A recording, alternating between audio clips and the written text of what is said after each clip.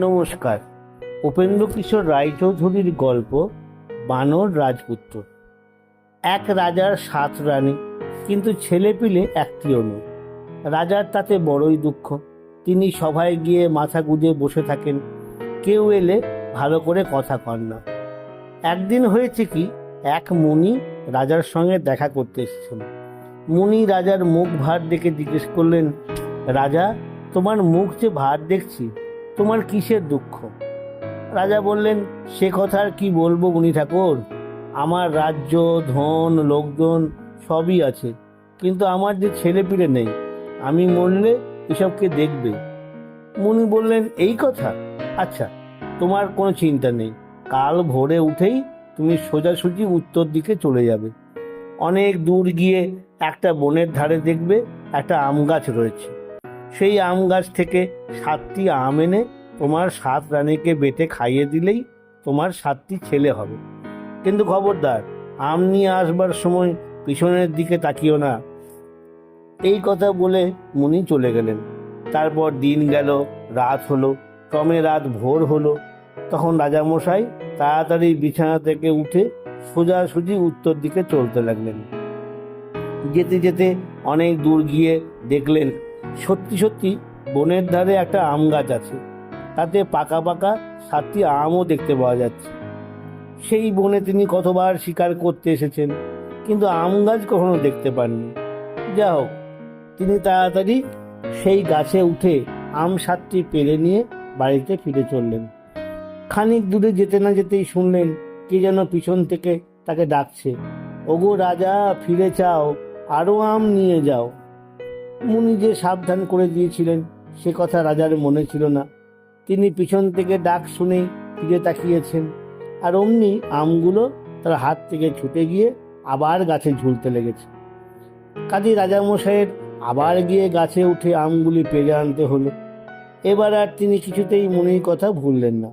তিনি চলে আসবার সময় পিছন থেকে তাকে কত রকম করে ডাকতে লাগলো, চোর চোর বলে কত গালও দিল।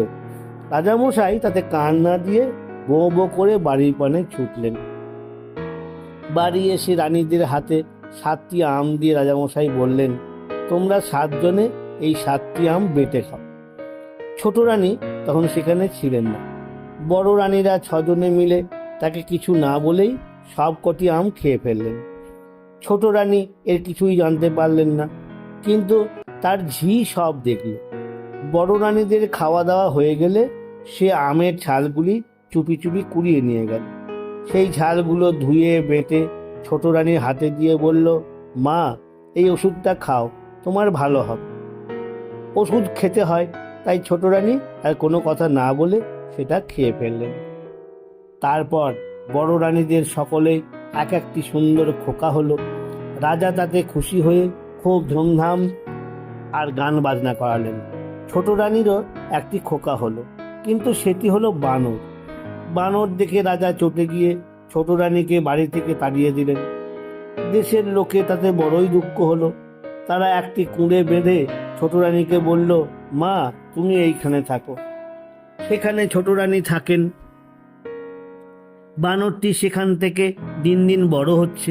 সে মানুষের মতো কথা কয়, আর তার এমনি বুদ্ধি, কোনো কথা তাকে শিখিয়ে দিতে হয় না।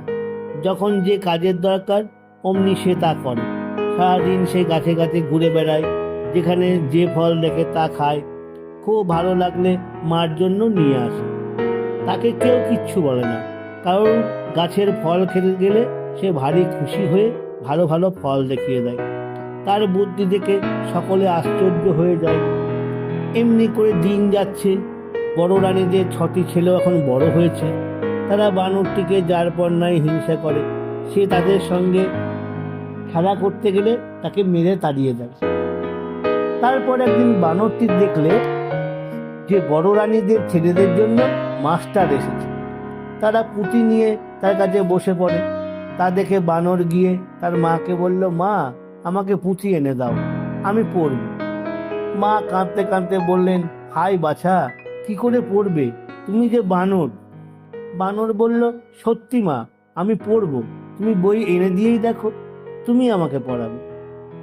বানরের এমনি বুদ্ধি, যে বই পায় তা দুদিনে পড়ে শেষ করে ফেলে।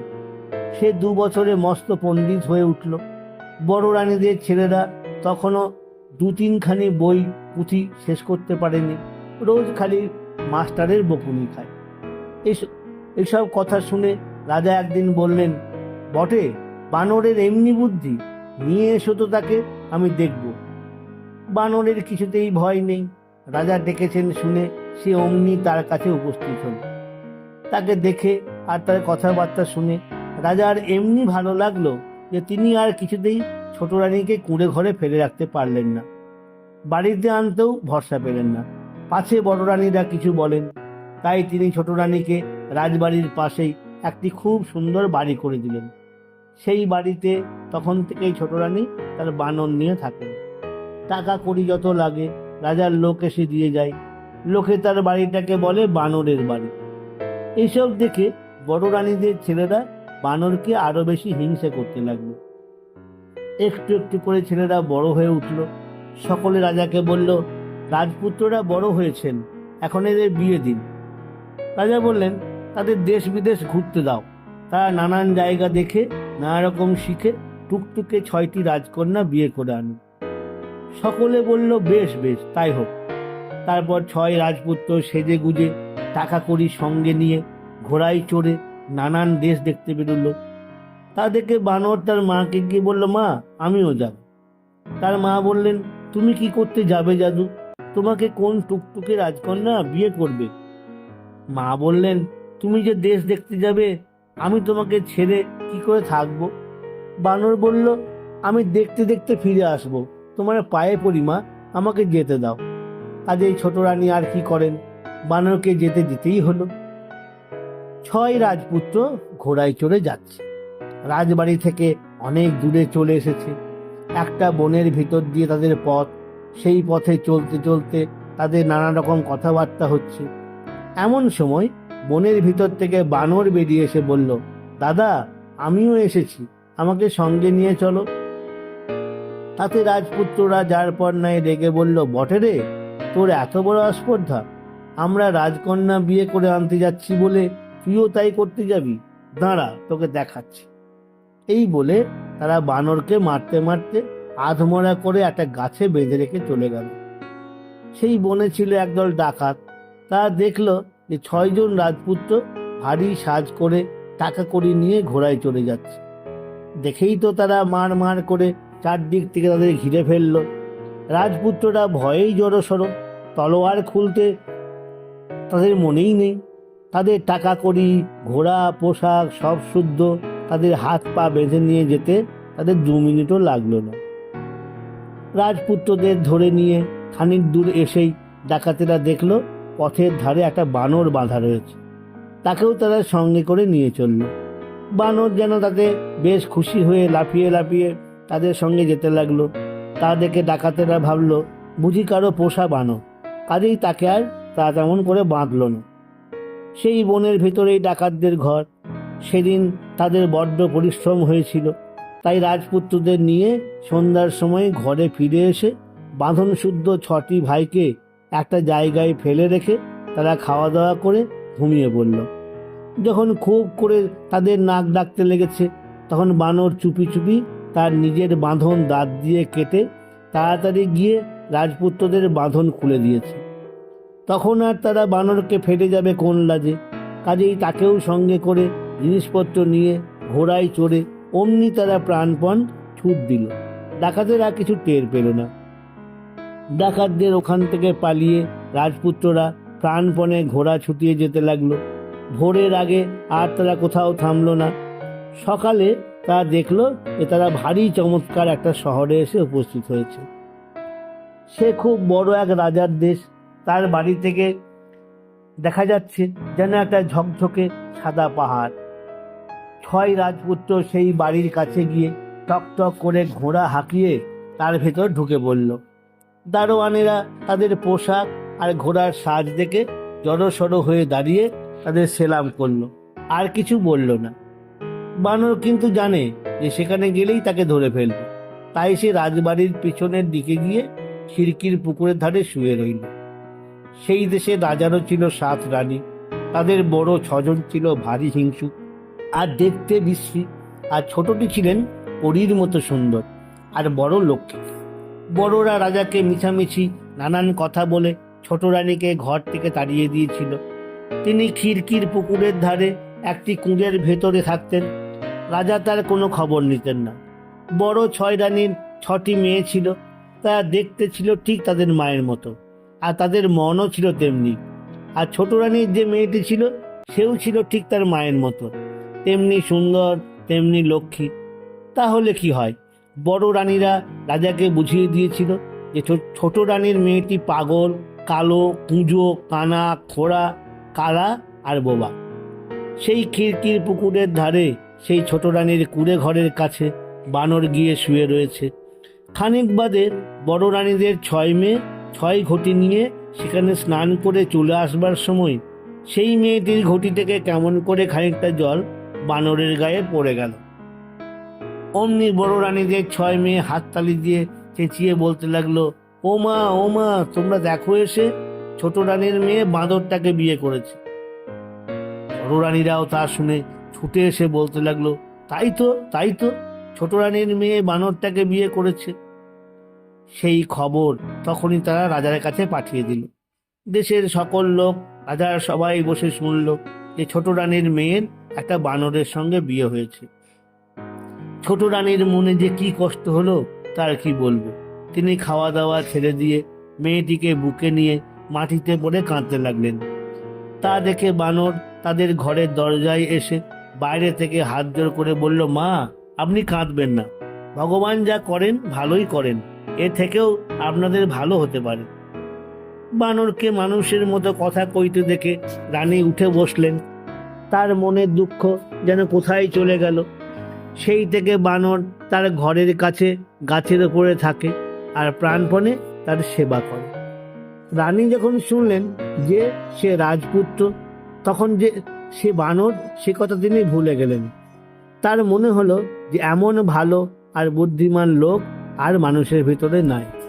এদিকে হয়েছে কি, সেই 6 রাজপুত্র রাজার বাড়িতে ঢুকে একেবারে তার সভায় এসে হাজির হয়েছে।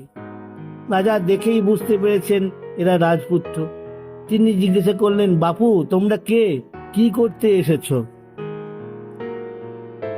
তারপর যখন তাদের বাপের নাম শুনলেন আর শুনলেন যে তারা বিয়ে করবার জন্যই রাজকন্যা খুঁজতে বেরিয়েছে, তখন তো আর তাদের খুশির সীমাই রইল না। তিনি বললেন, বাহ, তোমরা যে আমার বন্ধুর ছেলে, বেশ হলো, আমার 6 মেয়েকে তোমরা 6 জনে বিয়ে করবে। ঠিক এমনি সময়ে বাড়ির ভেতর থেকে খবর এলো যে ছোট রানীর মেয়ের একটা বাঁদরের সঙ্গে বিয়ে হয়েছে। রাজপুত্ররাও তখনই বুঝে নিল যে এ আর কেউ নয়, তাদেরই বাঁদর। তাদের মনে হিংসাটা যে হলো, বাঁদর এসে তাদের আগেই রাজার মেয়েকে বিয়ে করে ফেললো। লোকে আবার কানাকানি করে বলে যে সে মেয়ে নাকি রাজার আর 6 মেয়ের চেয়ে ঢের বেশি সুন্দর আর ভালো।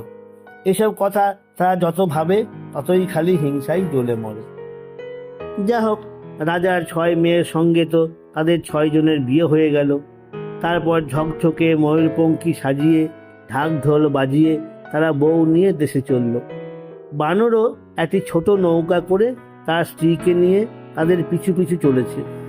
তাকে দেখেই 6 রাজপুত্র রেগে ভূত হয়ে গেছে আর ভেবেছে যে একে বউ নিয়ে দেশে পৌঁছাতে দেওয়া হবে না। মুখে কিন্তু ভাই ভাই বলে ভারী আদর দেখাতে লাগলো, যেন তাকে কতই ভালোবাসে। শেষে যখন বাড়ির কাছে এসেছে, তখন রাত্রে ঘুমের ভেতরে বেচারার হাত পা বেঁধে তাকে জলে ফেলে দিল। ভাগ্যিস ছোট বউ টের পেয়ে তাড়াতাড়ি একটা বালিশ ফেলে দিয়েছিল, আর তাই ধরে অনেক কষ্টে সে কোনো মতে ডাঙায় উঠল, নইলে সে যাত্রা আর উপায়ই ছিল না। তারপর সকালবেলায় নৌকা এসে ঘাটে লাগলো। রাজা খবর পেয়ে ছেলে বউদের আদর করে ঘরে নিতে এলেন। 6 ছেলে এসে তাকে প্রণাম করলো। রাজা তাদের জিজ্ঞাসা করলেন, আমার বানর কই? তারা বলল, সে জলে ডুবে মারা গিয়েছে। বানর তো মরেনি, সে নদীর ধারে ধারে তাদের আগেই ঘাটে এসে গাছের আড়ালে লুকিয়েছিল।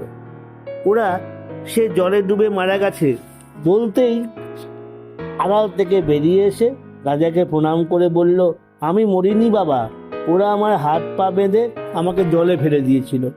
আমি অনেক কষ্টে বেঁচে এসেছি। তখন তো রাজপুত্রদের মুখ চুন। রাজা ভয়ানক রেগে তাদের বললেন, বটে, তোদের এই কাজ? দূর হ তোরা আমার দেশ থেকে, আর তোদের মুখ দেখব না। এই বলে দুষ্টু ছেলেগুলোকে তাড়িয়ে দিয়ে রাজা যার পর নয় আদরের সহিত বানর আর ছোট বউকে ঘরে নিয়ে এলেন। বানরের মা ছেলেকে ফিরে পেয়ে আর এমন সুন্দর লক্ষ্মী বউ ঘরে এনে যে কতই সুখী হলেন তা বুঝতেই পারো। তারপর খুব সুখে তাদের দিন কাটতে লাগলো। এর মধ্যে হয়েছে কি, বৌমা দেখলেন যে বানর শুধু দিনের বেলায় বানর সেজে বেড়ায়, রাতে সে বানরের ছাল খুলে ফেলে দেবতার মতো সুন্দর মানুষ। এই কথা তিনি ছোট রানীকে বললেন। ছোট রানী আবার রাজাকে জানালেন। রাজা তো শুনে ভারী আশ্চর্য হয়ে বললেন, বৌমা, তুমি এক কাজ করো, আজ রাত্রে যখন সে বানরের ছাল খুলে ঘুমাবে তখন তুমি সেই ছালটাকে পুড়িয়ে ফেলবে। সেদিন বানরের শোবার ঘরের পাশে ঘরে মস্ত আগুন জ্বেলে রাখা হলো। বানর তা জানতে পেল না। তারপর রাত্রে যেই ছাল খুলে রেখে সে ঘুমিয়েছে, অমনি রাজকন্যা চুপি চুপি নিয়ে সেটাকে আগুনে ফেলে দিয়েছে। সকালে বানর উঠে দেখে তার ছাল নেই। তখন সে তো ধরা পড়ে গিয়ে খুবই ব্যস্ত হলো, কিন্তু ব্যস্ত হয়ে কি হবে, আর বানর হবার জো নেই। দেখতে দেখতে সেই খবর দেশময় ছড়িয়ে পড়ল, আর ছেলে বুড়ো সকলে ছুটে এসে সব দেখে শুনে ধেই ধেই করে নাচতে লাগলো। নমস্কার।